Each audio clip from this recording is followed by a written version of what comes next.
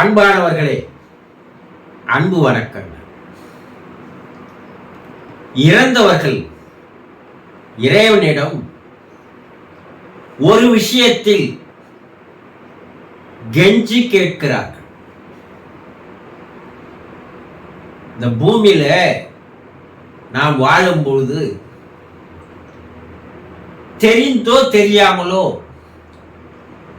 பல தவறுகளை செய்கிறோம் இல்லையா? தவறு செய்யாத மனிதர்கள் இந்த உலகத்தில் யாரும் கிடையாது. எல்லாம் தவறு செய்பவர்கள் தான். தெரிந்தே செய்பவர்கள் இருக்கிறார்கள். அது தவறு என்று தெரியாமல் செய்பவர்களும் இருக்கிறார்கள். இந்த தெரிந்து செய்கிற தவறுகள் எல்லாம் மகா பாவங்களாக கூறப்படுகிறது. இந்த பாவம் புண்ணியம்னு சொல்றாங்க இல்லையா?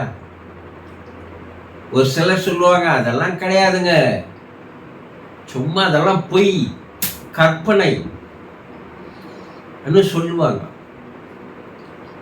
இந்த பாவம் புண்ணியம் என்பதை நம்முடைய முன்னோர்கள் இந்த வார்த்தைகளை எதற்காக கூறினார்கள் என்பதை ஆழமாக சிந்தித்து பார்த்தால், ஆராய்ச்சி செய்து பார்த்தால், இதில் இருக்கிற உண்மைகள் நமக்கு தெளிவாக தெரிய ஆரம்பிக்கும். என்ன அது? நம்ம எந்த ஒரு செயலை செய்தாலும் அந்த செயலுக்கு உண்டான விளைவு நமக்கு வந்தே சேரும். நீ ஒரு விதை போட்டன்னா அந்த விதையிலிருந்து செடியானது, மரமானது வளர்ந்துதான் ஆகும் இல்லையா? அப்போ நீ எந்த ஒரு செயலை செய், அந்த செயலுக்கு உண்டான விளைவு உன்னிடம் வந்து சேரும். இந்த காஸ் அண்ட் எஃபெக்ட் என்று சொல்லுவார்கள் இல்லையா? அப்ப நம்ம வாழும் பொழுது நாம் எந்த விதமான செயல்களை செய்கிறோமோ அந்த செயல்களுக்கு ஏற்றாற் போல் வருகின்ற விளைவுகள், ரிசல்ட், அது பதிவுகள்னு பேர். இத சமஸ்காரங்கள்னு சொல்லுவாங்க, வாசனைகள்னு சொல்லுவாங்க, கர்மாக்கள்னு சொல்லுவாங்க, விதி என்று கூறுவார்கள். இவையெல்லாம் சேர்ந்தது அது நல்ல செயல்களை செய்து நல்ல விளைவுகள் நமக்கு வறுமையானால் அதற்கு புண்ணியங்கள்னு பேர். வேற ஒன்றும் இல்லை. நல்லதே செய்திருக்கிறீங்க, உங்களுக்கு நல்லதே விளைஞ்சி இருக்குது, நல்லதே கிடைத்து இருக்கிறது, அதற்கு பெயர் நல்ல செயல்கள், புண்ணியங்கள். தீயதே செய்தீங்க, அதிலிருந்து வருகின்ற விளைவுகள் தீயவைகள், அது தீய பதிவுகள், ரெக்கார்ட்ஸ், அதற்கு பேரு பாவங்கள். வேற ஒன்றும் இல்லை. இந்த பாவம் புண்ணியம் என்பது நீங்கள் வாழும் பொழுது எந்த விதமான செயல்களை செய்தீர்களோ அந்த செயலுக்கு உண்டான பலன்கள், விளைவுகள் தான் இந்த பாவம் புண்ணியம். இந்த பாவம் புண்ணிய கணக்கு உன்னிடம் பதிவாகிறது, ரெக்கார்ட் ஆகுது. வேற எங்கேயோ ஆகாயத்து பேரேடுல உன்னுடைய கணக்குகள் எல்லாம் எழுதப்பட்டு இருக்கிறதுன்னு நினைக்காத. உனக்குள்ளேயே அது ரெக்கார்ட் ஆகுது. நீ இறந்த பிற்பாடு அந்த ரெக்கார்டு உன்னுடைய ஆன்மாவோடு மேல் நோக்கி மேலே வருகிறது. இது ஒரு கற்பனை கதை சொல்லுவாங்க, ஆனா உண்மைகள் தான். மக்களுக்கு புரியுற மாதிரி ஒரு கதையை சொல்லுவான். இறந்து போனவன் யமலோகத்துக்கு போறா, அங்க யமராஜா கணக்கு எழுதுறான் பார். சித்திரகுப்தனை கூப்பிட்டு, தெய்வம் வந்திருக்கிறான் நம்ம உலகத்திற்கு, இவனுடைய பேரேட ஓபன் பண்ணு, இவனுடைய கணக்குகள் என்னன்னு பாரு சொல்றாங்கல்ல. அப்ப அவன் சித்திரகுப்தனா சொல்றான், இவன் இவ்வளவு பாவங்கள் செய்திருக்கிறான், இவ்வளவு புண்ணியங்கள் செய்திருக்கிறான், கணக்கு வாசிக்கிற மாதிரி ஒரு கதையில காட்டுவாங்க இல்லையா?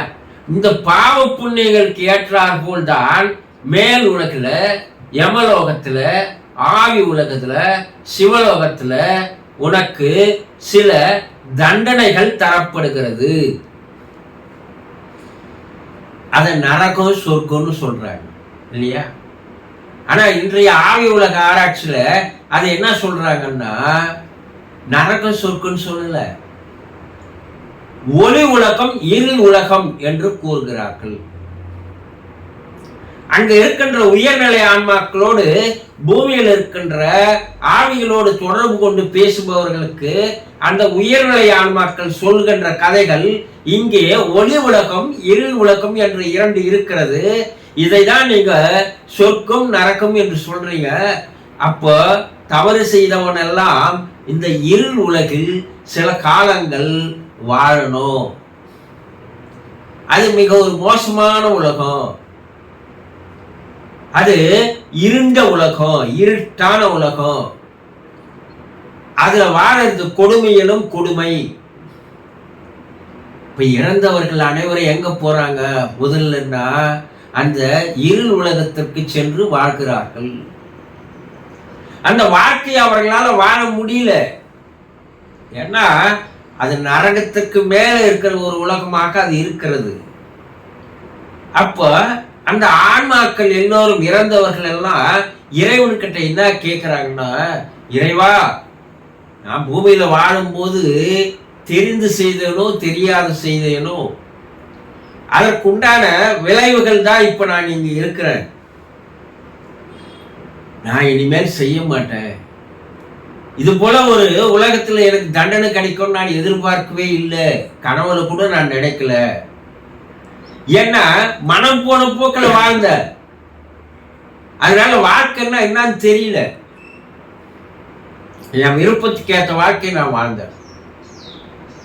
ஆகவே இந்த இருள் உலகிலிருந்து எங்களை காப்பாற்று, உடனடியாக இந்த தண்டனையை குறைத்து எங்களை காப்பாற்றி ஒளி உலகத்திற்கு அனுப்பு என்று இங்கிருந்து இறந்து போகின்ற எல்லோரும் இறைவனிடம் மன்றாடி வேண்டி கெஞ்சி கூத்தாடுகிறார்கள், கண்ணீர் விடுகிறார்கள் இறைவனிடம் என்று அங்கு இருக்கின்ற உயர்நிலை ஆன்மாக்கள் பூமியில் இருக்கின்ற ஆவிகளோடு தொடர்பு கொண்டு பேசுபவர்களிடம் விலாவரியாக கூறுகிறார்கள்.